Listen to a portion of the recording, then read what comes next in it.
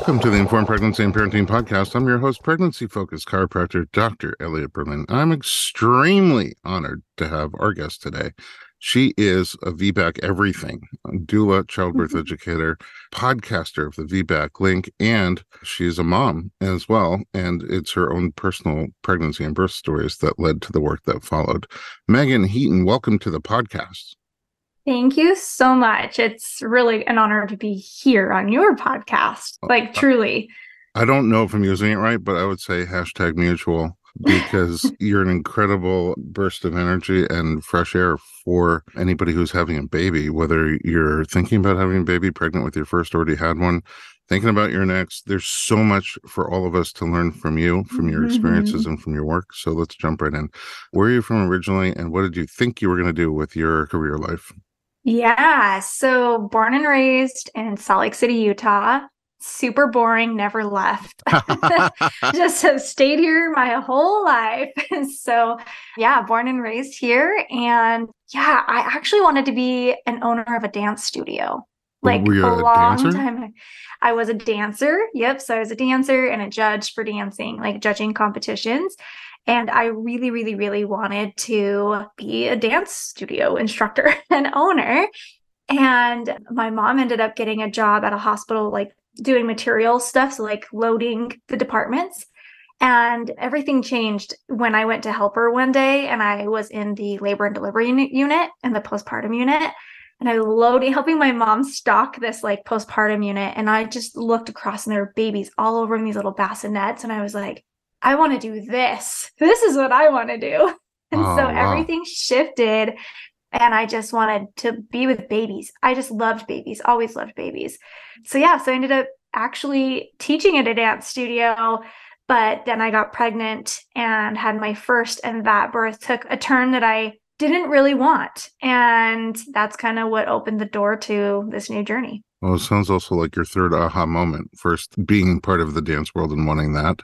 And then I love those aha moments when you see babies in the nursery and you're just like, oh my goodness, or in postpartum. And you're like, okay, that's me. That's my life. And then, sort of enzymatically jumping into that with your personal experience. Let's talk about your first pregnancy and birth. Yeah. What did you know? What were you hoping for or planning for? And what happened? Well, I knew what to expect was telling me weekly. I knew that my baby was the size of a fruit of whatever kind. And I knew that I might be sick during this week. And that's how my education kind of went. That's what I knew. I knew that I was going to have a baby and that my app was telling me what was going on. And honestly, outside of that, I didn't really educate myself further than that. Did you have any trouble getting pregnant? So I didn't, thank goodness. We decided to start having a baby and I got pregnant the second month, which I was shocked because my mom has PCOS and it took a really, really long time with both her and me and my sister. And she told me, you might not ever get pregnant. Like she kept telling me that. And so Wow. I figured we were in for a long haul, but I was very grateful to not have much trouble. So before that, had you seen pregnancy and birth in like family or friends? Had you thought about what choices may be available and which ones you'd opt for, or just went straight for the app? Well, so I was the first of my family and my friends. I got married when I was a baby. I was 19 and I had a baby when I was a baby at 21. And so I was the first. And even my OB didn't say like, hey, you should try and get some education in this place or nothing. I mean, I just Googled it and it was like, oh, there's this app and this Facebook forum. That sounds good, And so I just joined that. And I was young and I was naive and I didn't really think like I needed more. I knew that I wanted a vaginal birth. My mom had had 2 C-sections and was told that she would probably never be able to have a vaginal birth after me. And so I knew that I didn't want that. That was something I knew I didn't want. Do you know why she had her first cesarean? Yeah, so she was induced at 39 weeks. Weirdly enough, she was having some pretty good swelling, signs of preeclampsia, but nothing was like showing up on the lab. So they were kind of, trying to catch it early, I guess, figuring that it was going to go. So she got induced and made it to 8 centimeters and then kind of stalled for a little bit. And they kept saying that I was probably too big. And then she made it to 10 and pushed for about an hour. And the provider said, I think your pelvis is too small. We got to get your baby out. And so I had a C-section. And oddly enough, well, you both had a C-section with that one. Yeah, exactly. Yes. Yeah. How big were you? It was 7 pounds, 10 ounces. Ginormous. Okay. So ginormous. Do you want to know like the craziest thing though? My first baby, 7 pounds, 10 ounces. Wow. Mm-hmm. Yep. Wow. Okay. Interesting. They do say it repeats itself. So you wanted a vaginal birth, but in the hospital. Yeah. Insurance made it feel convenient. We were a newer married, worked really not great jobs. And so financially we're like, yeah, hospital seems like a great option. It's the option that almost everybody goes for. Honestly, yeah, because insurance does make it convenient, right? Why would we not turn to something that's convenient or free even? Some insurances, babies can come for free. Yeah. I mean, our first two had a $500 copay. Yeah, that's practically free. Especially these days. Right. And then compared to midwifery, which wasn't covered for us, it would have been 10 times more.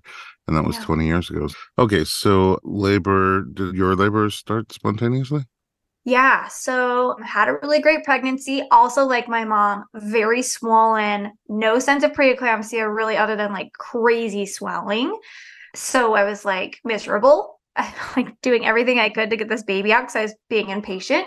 And nothing was working. But then one night at 39 weeks, 5 days, water broke spontaneously and started contracting. And everyone says, rush to the hospital. And again, I was uneducated. So I just did that.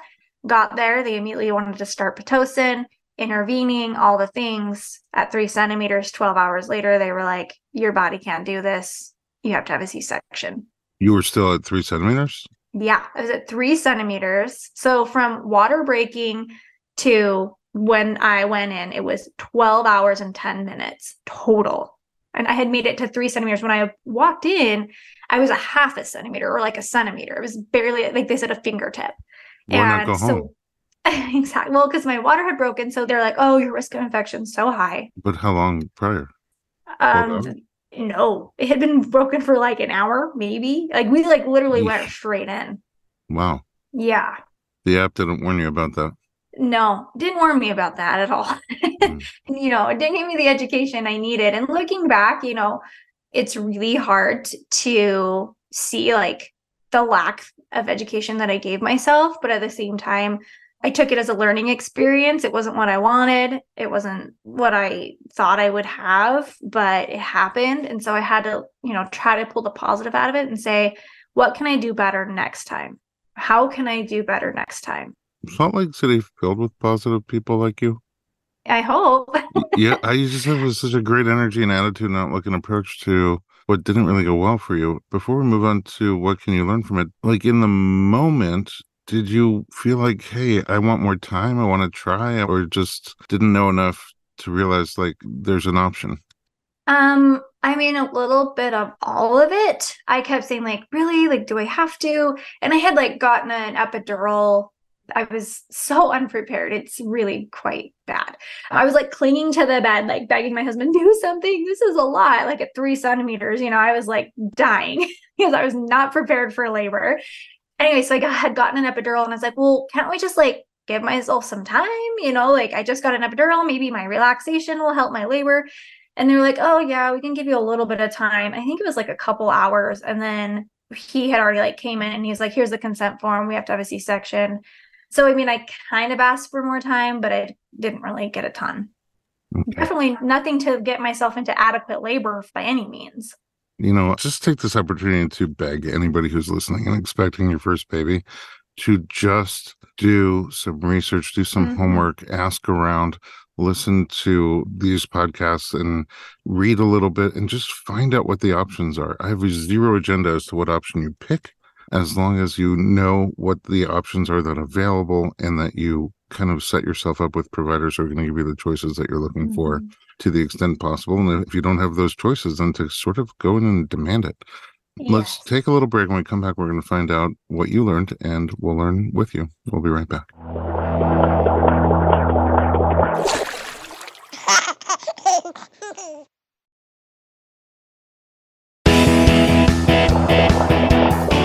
Welcome back. We're talking to Meagan Heaton from the VBAC Link podcast. So you were 8 months old when you gave birth for the first time or something like that. Exactly. I was a little baby. You're young, and it's hard to be the first of your family, the first of your friends, not really having your village around you. What did you learn from the experience, and what did you do about it?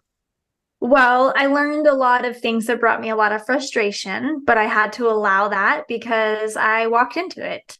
So I learned that I definitely didn't need to have a C-section just because I was 3 centimeters and my water had been broken for 12 hours. And I confirmed that later on with actually getting my op reports, which I encourage anybody who's had a C-section to always obtain their op reports, because you never know what you're going to learn in there. Because sometimes they'll tell you one thing and it can be documented differently. But I went through and it did confirm, really there was no reason for my C-section at that time. So I learned that it wasn't necessary, which gave me comfort because I was told my pelvis was too small. Right. And so, so when I think that, for a 7-pound baby. Yeah, 7-pound, 10-ounce baby. It's hard because when you hear that, you take it to heart, usually. And then we have this place of doubt. And so I had doubted my body. But then when I started learning that actually it's really rare for a pelvis to really be too small, and I saw that was the reason that they gave me versus my water had been broken and my baby was at risk or anything like that, it gave me a lot of comfort. And then I learned the importance of education, truly being informed, no pun intended, but having an informed pregnancy truly is important. It's important. And honestly, I wish that my husband had learned more too, because he didn't know either. And so we were like, okay, whatever, we trust the doctor. And I don't ever want to encourage anyone to not trust the doctor, but do your, research, learn so okay, this may not be right. Let's have a conversation about this. What were your sources of information as you were learning these things? So I actually, back then, there was VBAC Facts. So there was another VBAC company. And then there was a big group on Facebook, a big VBAC group. So I was on there and they were posting things from evidence-based, things like really good studies where I was like, okay, these don't make sense. These don't match up. So I was looking in those places, but there wasn't a ton, honestly, about VBAC. There just wasn't. Yeah. Right. VBAC Facts. I mean, she also was a mom, but excellent researcher and put together a lot of evidence-based data that made people think twice, because I assume you heard, like everybody else hears, once a cesarean, always a cesarean. Always. And, yes. She really got into that early on and brought up the research to say, no. And although some of the guidelines have changed, on the ground, options haven't really reacted that much. And so there's still giant swaths of the country where it's very hard to find support for VBAC. Okay, so you're getting great information and you're learning. Yeah. And what do you do with that? So I applied it. So I got pregnant again. And I was like, okay, now that I know that that there is this, possibility to have a vaginal birth after cesarean, we're going to tackle that. And I also learned a lot about nutrition and fueling our body and making sure that we're healthy, because I needed to be healthy. And we can have people that are less healthy, quotes, and still go on and have a vaginal birth. But in my head, I was like, I learned that nutrition is really important. Physical activity is important. So I started running and I started doing yoga and I started making sure that I was taking the supplements and that I was doing important things to fuel my body to try to be as strong as I possibly could when it came down to birth. I kind of veered off of the teaching dance path as much, and I started teaching a barre class. So I started doing stuff like that. And through pregnancy, I was having just a really, really amazing, healthy pregnancy. And then it came I think it was 37 weeks, maybe 36 weeks. And I learned about a doula. And I don't know why it took that long for me to learn about doulas, right? So this is where I was questioning. I'm like, have I really been researching all that I could, because if I'm just finding out about a doula. And so I was like, I want to hire a doula. And my husband was not happy about it. He was like, no, we're not. From which perspective? Is it the money perspective? Does it have somebody else in the room perspective?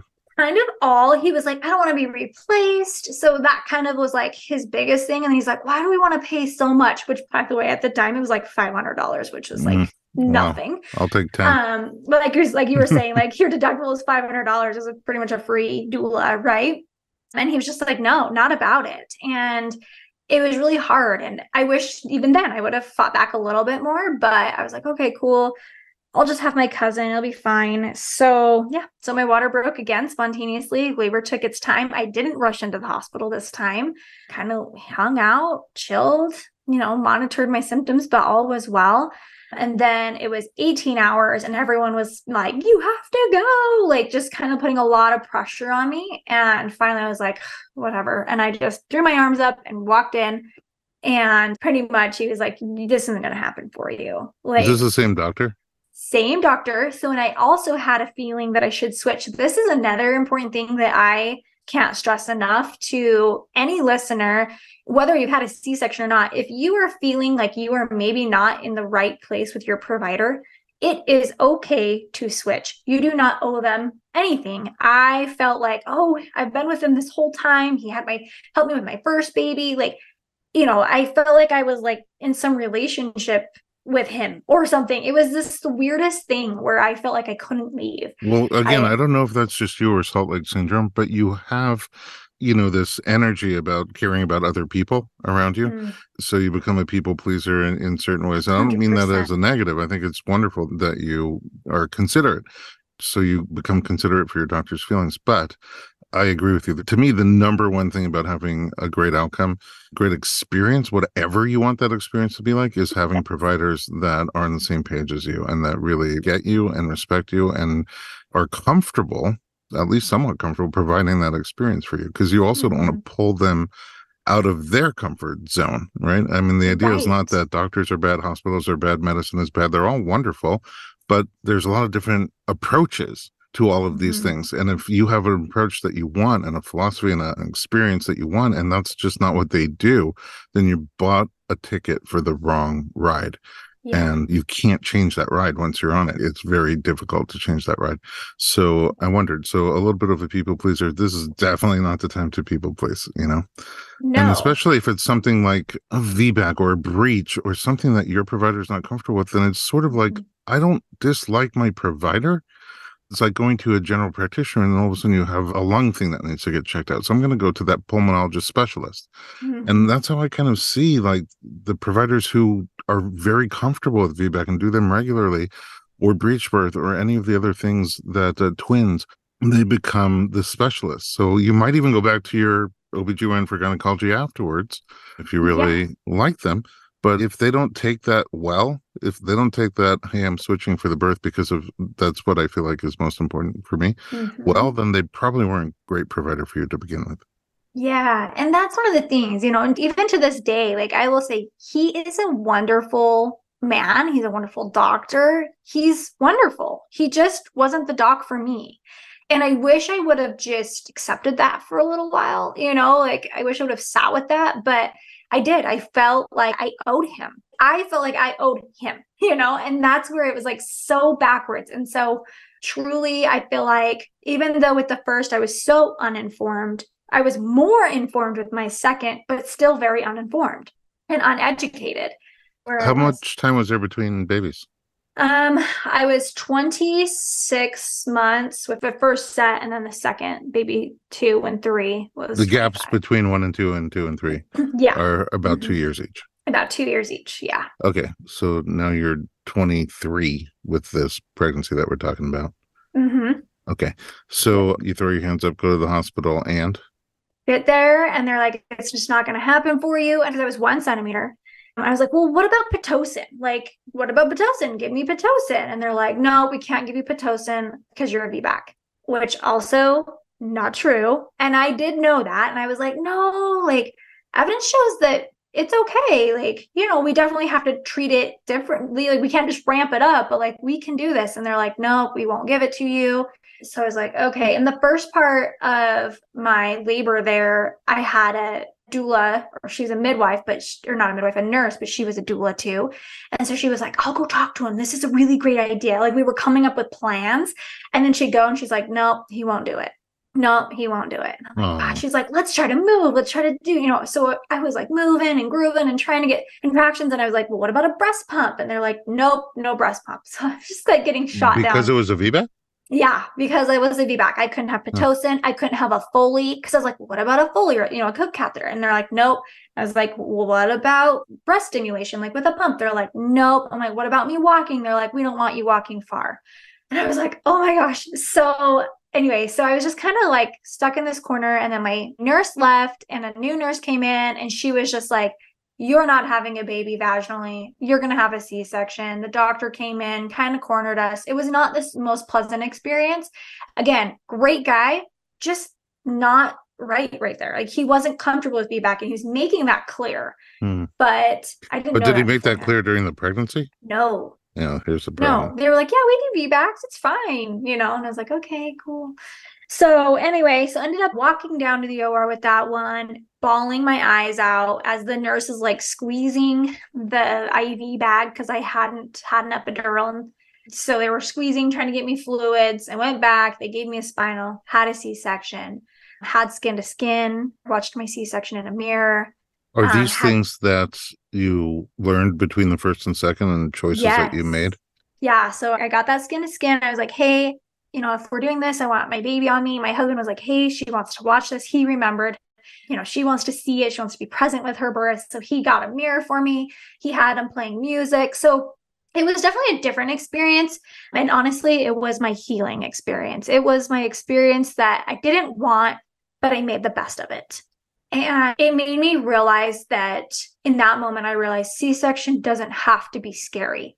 C-section doesn't have to be traumatic. It doesn't have to be so impersonal. It can be more than it was the first time. And so it was such an amazing feeling to have that. And then I went into the PACU, which is like the post-op room. Yeah. So I was in there. And anyway, I was just nursing my baby in the pitch black dark, Googling how to become a doula.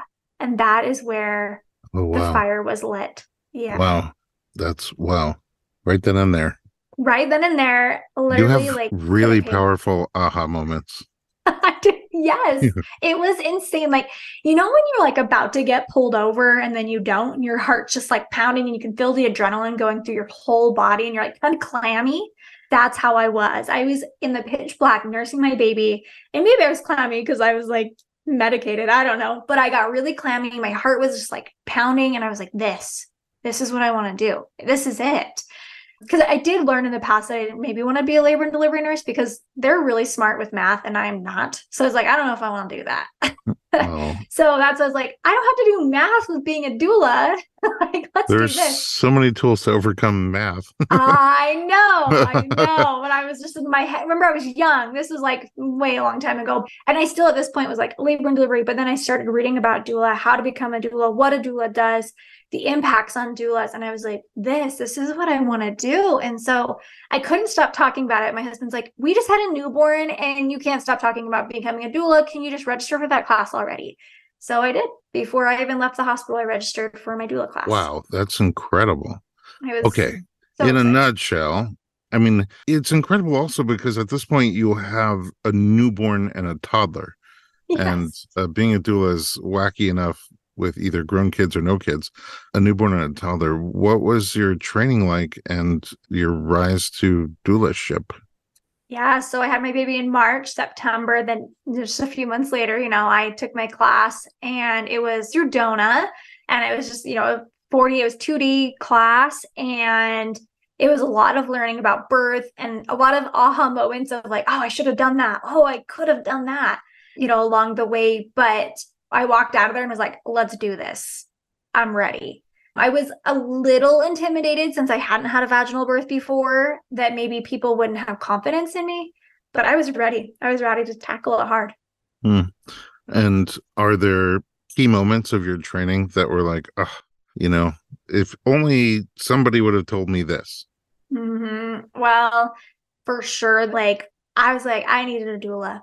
I needed someone to be there to help me not feel so cornered and say, like, let's break it down. Let's see what the evidence says. Because I wasn't in a space to remember what I read online, just having someone in my corner, because there were times in my birth where even though I knew that the people in the room didn't mean ill intent or have ill intent, they also had an agenda they were looking to me. Like they were like, oh, we're going to do this. Let's do this. It's just a matter of time. Can you just say yes? Versus like, let's break it down and let's look at all the evidence here. So that was my aha, is like, I needed a doula. So that's what I knew. Next baby, there were no ifs, ands, or buts about it. I didn't care. We were having one. Okay, so then there's a next baby. Next baby. Yep. Okay. Between babies, were you doing doula work? Yes. So my baby was born in March and my first birth was in October. Wow. Okay. I don't know how you juggled that, but what was it like? It was a lot. What was it like on the birth end, attending somebody else's birth? So my first birth was an out of hospital birth. So it was a whole new world for me. It opened my eyes up to realize like, oh, birth out of the hospital is safe and totally reasonable and possible. And you can still be surrounded by an amazing team and feel that safe and support. So attending it was insane. I drove an hour for this birth. I just didn't even care. I would go wherever. And I drove an hour for this birth. And I remember when I left, I was just singing as loud as I could in my car, so happy, couldn't believe what I had just seen, and was ready to, support another person in a birth. Was it totally positive for you, or did you have like personal mourning around it? Yeah. So a little bit of both. I was more positive and excited and had kind of put my birth aside, but I would be lying if I didn't say like, whoa, it could have been like this. Yeah. That moment I was pumping. I had to step away because I was breastfeeding a baby. So I was pumping in this corner and I was just thinking like, wow, like this is amazing. Like I would long for this.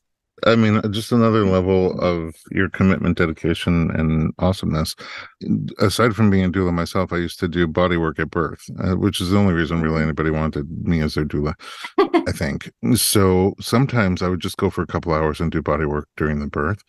And there was also a doula there. And I had like the most insane fly on the wall education watching some of the greatest doulas do their work with some of the greatest mamas giving birth. And sometimes I'd be on birth with a doula who's like 10 weeks pregnant and just hasn't told anybody yet or had a baby recently, and they know, but the mom knows, but they have to go off and, pump, or a partner would bring a baby and they'd breastfeed the baby and then go back to doing the doula work. And I just remember one time with a mom in her first trimester who was the doula, the mom in labor started to gag and throw up a little bit. And the doula mom had just run out and, oh no, so the mental, emotional, and physical vigor that is required to be a supportive doula in general is mind-boggling. Nobody does it for the money. And then on top of that, these added circumstances, pressures, and juggles of actually being a mom to a newborn or being pregnant yourself, it's really, really intense. And it just shows how deeply dedicated and passionate you are to what you do. Before we take a break and find out about your third birth, had you attended any VBACs between your second and third baby? I don't think I had. I'm trying to remember. I did. I did have a ton of VBAC. It was a VBAC that ended up getting HELP syndrome and ended up turning into a cesarean. Okay, so it was a TOLAC. Yep. Yeah. So yes, it was someone going for a VBAC that ended in a repeat cesarean. Yeah. Without throwing out terms and not describing TOLAC as trial of labor after cesarean, which is where the name of our film comes from. And then VBAC is vaginal birth after cesarean, essentially a TOLAC that ended how you wanted it to. Let's take a little break, come back and find out about your third baby. We'll be right back.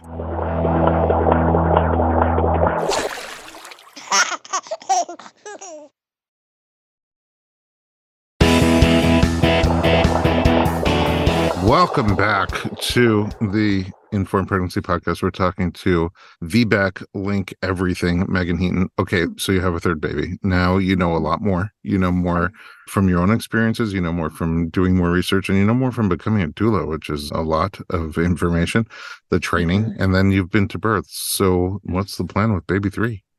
Yeah, so baby number 3 is for sure a VBAC. So I wanted to VBAC after 2 cesareans.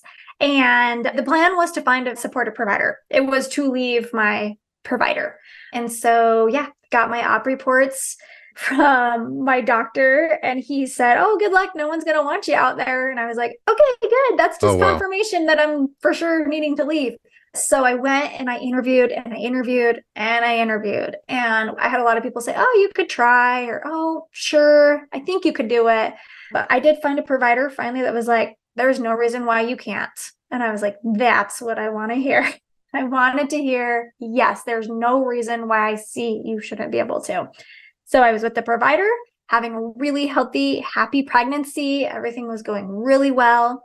And at 24 weeks, I went into my provider, and we had kind of developed a professional relationship through like doula work, because he was like the VBAC king in Utah. And then I also had a personal, right? Because I was now his patient. And I was talking to him and I left, and something said, "You have to leave. You have to change." And in my head, I was like, no way. He's the guy. Like, everyone goes to him. But my alarms were going off and I didn't understand why. So I jumped on a Facebook group and was like, "This is what I'm thinking I want to do." And everyone was like, "No, you should never do that." And my plan was to maybe explore out of hospital birth this time. And so everyone was like, "No, no, no, no, no. That's the worst thing you could do." Who is everyone? Everyone in this Facebook group. Oh, they were all saying don't do all out of like, hospital? no, it was like a VBAC support group, and everyone's like, "No, like, don't." Oh, wow. And I was like, I don't know. So it was Christmas Eve. I get called to a birth, and it's this out of hospital, beautiful birth, Christmas Eve. It's like snowing, just magical, right? And this is a birth where I was like very much like with this client, but at the same time, there was like a little shadow of me over here, very much observing this midwife. And I was like, I think she's my gal. Like, I think that's her. And so after the birth, I said, "Is there any way I could come see you and you can just review things, see if I'm even like a candidate for you?" She's like, "Yeah." So after the new year, I went, and she was like, "Absolutely. Like, this is fine." I could feel the energy coming out of you right now, as if you're in that moment. Like, yes.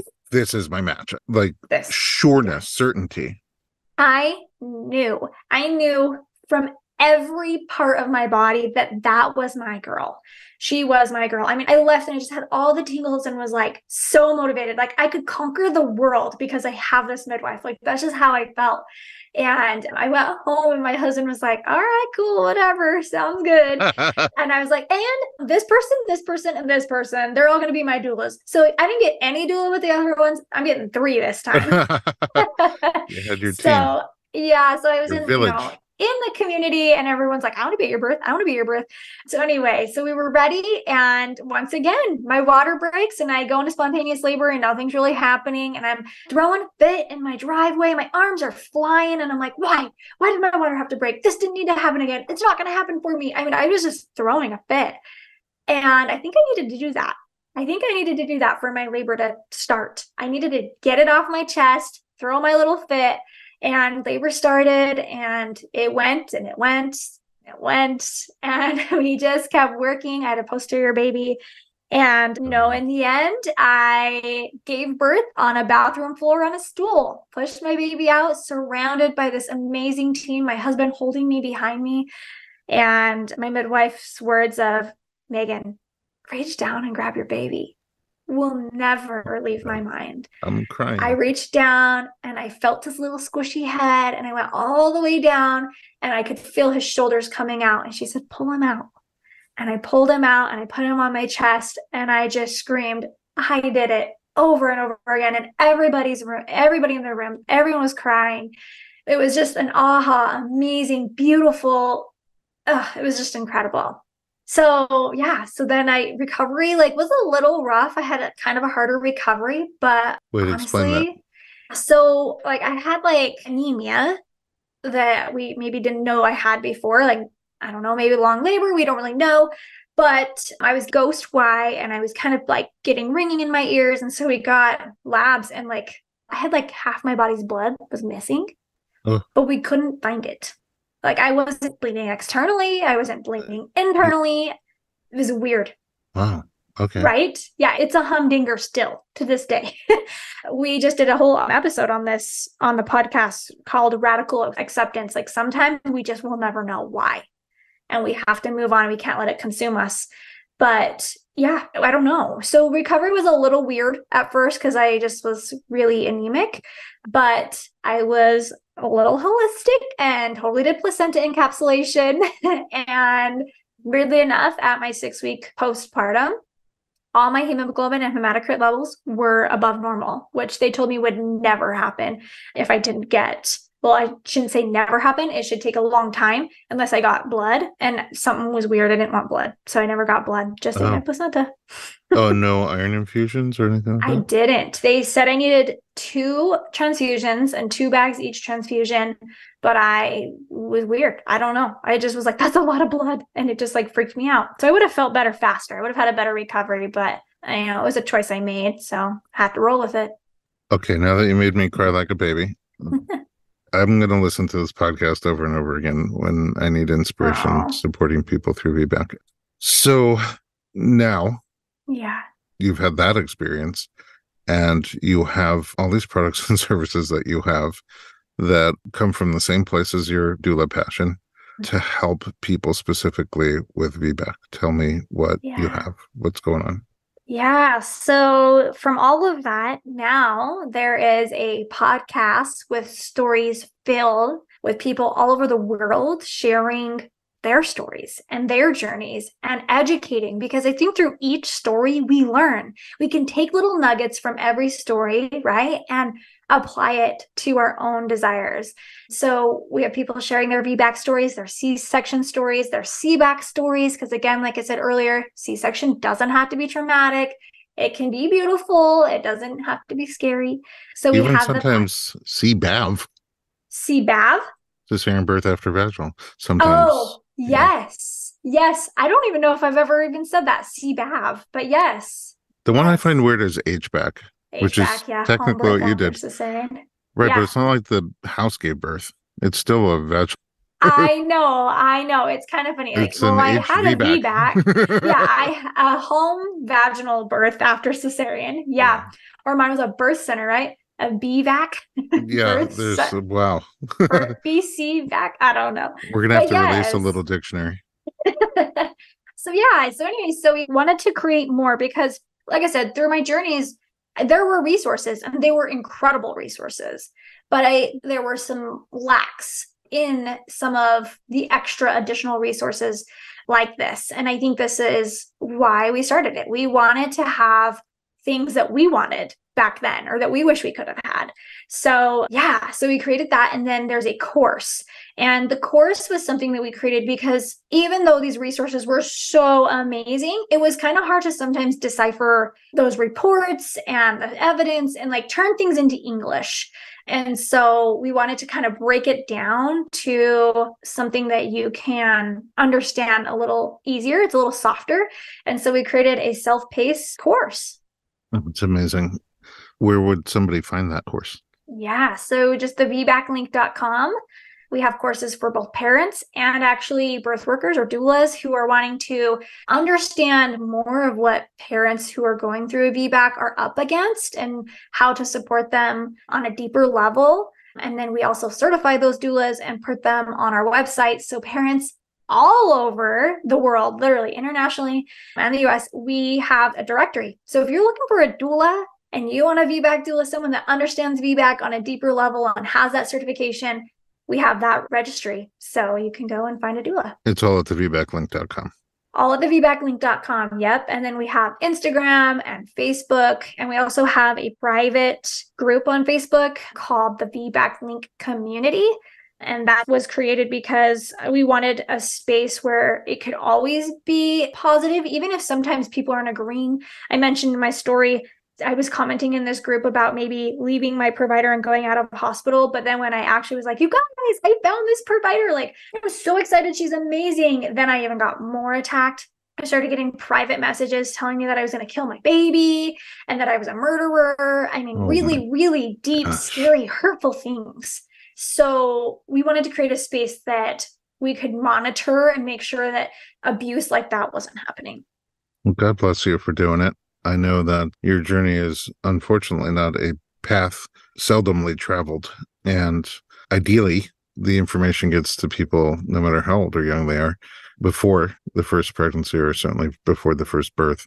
But if someone feels like they had a birth that didn't go how they planned or weren't in the driver's seat in the decision making, had interventions that were pressed on them that they didn't feel like they wanted or needed, resources like yours are invaluable. So I recommend everybody, even if you haven't had a kid yet, I recommend going to the VBAC link and learning from other people's experiences. I was just going to say that. Yeah, like the cesarean rate is through the roof right now. We're almost at 32%. We need to lower that. And that starts with us first-time mamas. Let's learn how to avoid these unnecessary C-sections from the get-go. And that's when we released the trial of labor. Some of the moms who shared their very, very personal stories on camera, they said, we're doing it to try to help other people have their second birth experience the first time around. And you're definitely a teammate in that goal. Meagan, thank you so much for joining me today and for sharing your personal stories and your passion and your energy. And I know for sure inspiring a bunch of our listeners, many of our listeners, and also making some sales for Kleenex, because you certainly got me. Well, thank you so much for having us. And, like at the VBAC Link, we love everyone. And we always want to encourage people to come and ask us questions and be like in our community, because it's really what we love to do. Amazing. Thank you again for joining me. And at home, thanks for listening to Informed Pregnancy. For more pregnancy and parenting information, visit us online at informedpregnancy.com.